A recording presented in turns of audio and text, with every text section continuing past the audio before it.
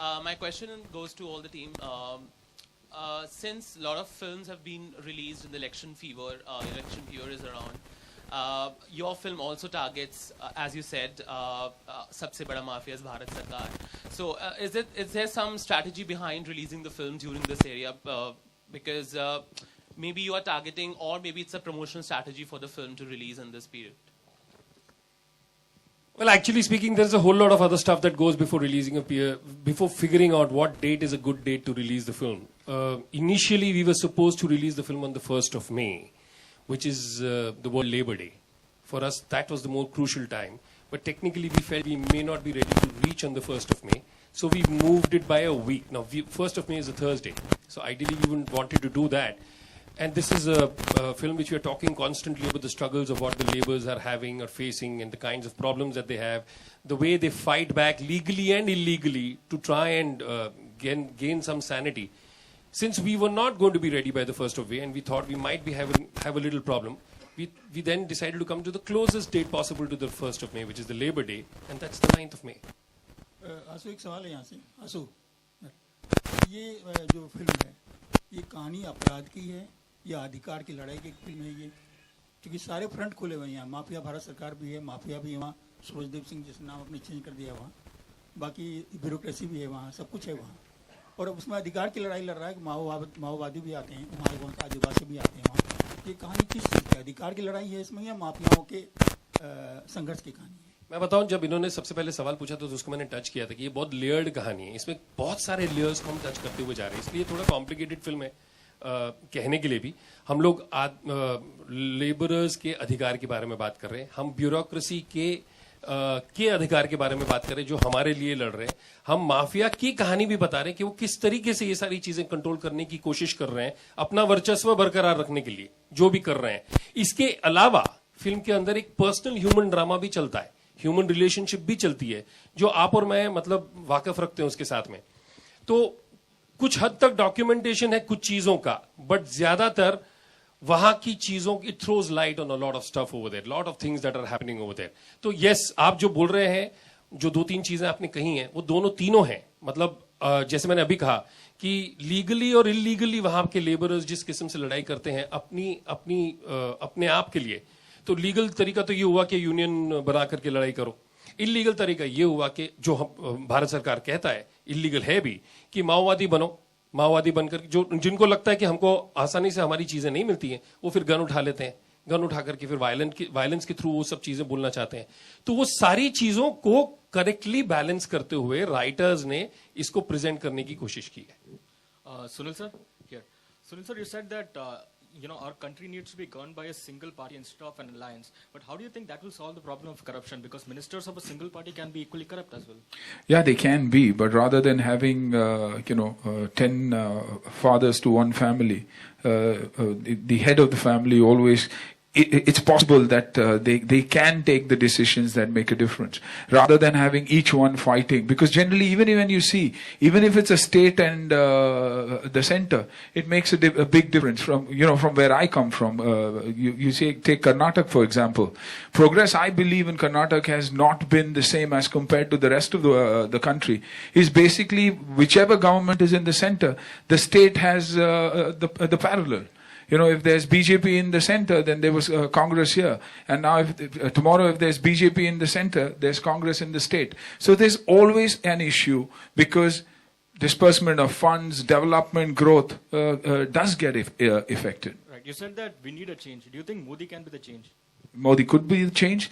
It could be any single party. It could be anybody. It could be Congress. It could be BJP. I think these are the only two parties that are in the contention, according to me. But yes, one man can make a difference too. Will we see you entering politics anytime? No, unfortunately, no. See, all of them saying no.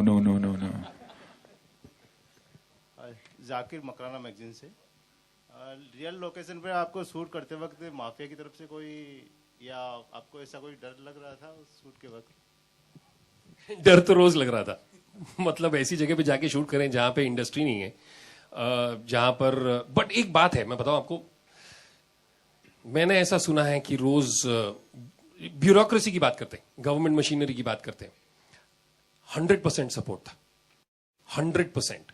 मतलब ये है कि जब भी उनको लगता था कि कहीं तादाद बढ़ रही है लोगों की शूटिंग के दौरान, हमारे बुलाए बिना वहां पे पूरी पुलिस फोर्स आ जाती थी। तो प्रॉब्लम है, प्रॉब्लम थी भी। और एक अच्छा इंसिडेंट भी था कि हम लोग जो है विनोद जी का घर ढूंढ रहे थे और वहां के एक बड़े आदमी ने हमको कहा कि आके आप हमारा घर इस्तेमाल करें। तो हमारे प्रोडक्शन वाले जाकर के उन्होंने घर भी दिखा, तो घर के अंदर जो लोग हैं वो 2 नाली बंदूक लेके घूम रहे थे। तो वैसी चीजें भी देखी हैं वहां। तो डर तो था, हम लोग रोज, हमको पता ही नहीं था हम लोग कल कहाँ शूटिंग करने वाले। हम लोग कोई चीज को प्लान करके शेड्यूल बना करके अगर बोले कि ये 40 दिन हम लोग इस तरीके से काम करने वाले हैं, वो रोज बदलता था। कभी परमिशन के तौर पे, कभी किसी डेंजर के तौर पे, कभी किसी ना किसी चीज पे प्रॉब्लम होती थी। But then we have to fight it, we have to make a film, that's the professional hazard. किसमें नजर नहीं आ रहे? विनोद जी इवेंट पर नजर। Vinod ji is standing for elections from Gurdaspur, and he's campaigning for his own seat. And I think we have to be fair with him. He called me up. इन्होंने मेरे को कहा कि मेरे को आप अपनी डेट दी दीजिए सारी, मैं पूरी कोशिश करूंगा वहां आने की। अगर यहां नहीं आ पाए तो हम लोग पूरे भारत का दौरा करने वाले फिल्म को लेकर के, वो वहां पे दिखेंगे ही दिखेंगे। और अगर फिर से अगर हम आए यहां पर, तो फिर वहां विनोद जी आएंगे। And I think it is fair, it is important for him to represent his constituency.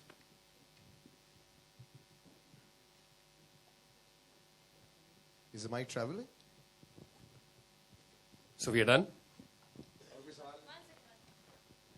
Sir मैं जानना चाहता हूँ, ये सरयू भान सिंह, ये क्या सूरजदेव सिंह ही हैं या कोई दूसरे हैं? तो दोनों माइक दे देता हूँ। ये मैं बताऊं, आइए संजय जी ऊपर आइए। जिन्होंने कहानी लिखी है वो जवाब देंगे। आइए ऊपर आइए। नहीं ऊपर आइए।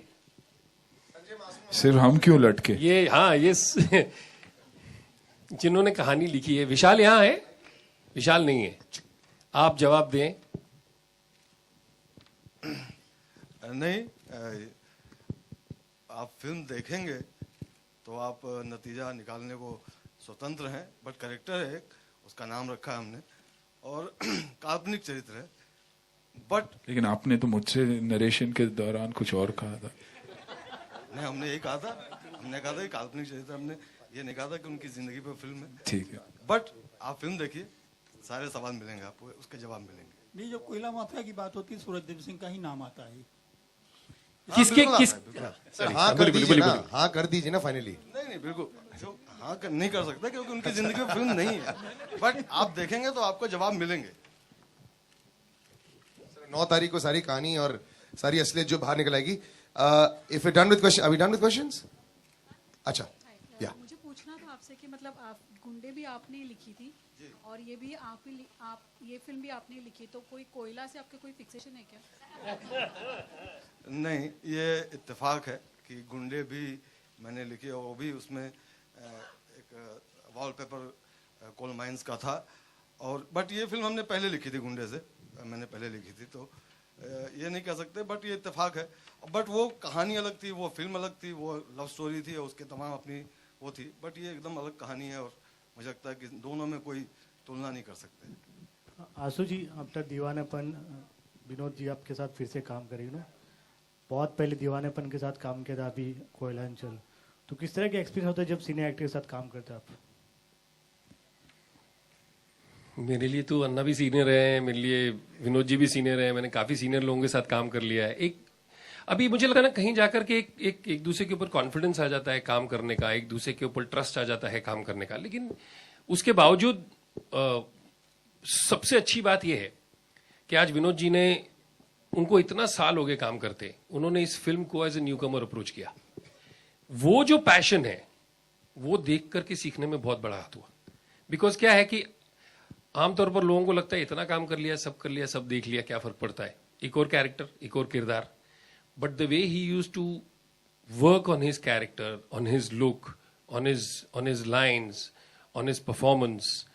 मुझे नहीं याद है कि मैंने एक भी शॉट लिया हो जिसमें उन्होंने मेरे को बोला पहले रिहर्सल कर लेते एक बार। जब तक वो रिहर्सल के साथ, ये सारे लोग जब तक रिहर्सल के साथ कन्विंस नहीं हो जाते, तब तक उन्होंने टेक के लिए ओके नहीं बोला। इससे बड़ी बात नहीं हो सकती। Same back to back Anna, you know, like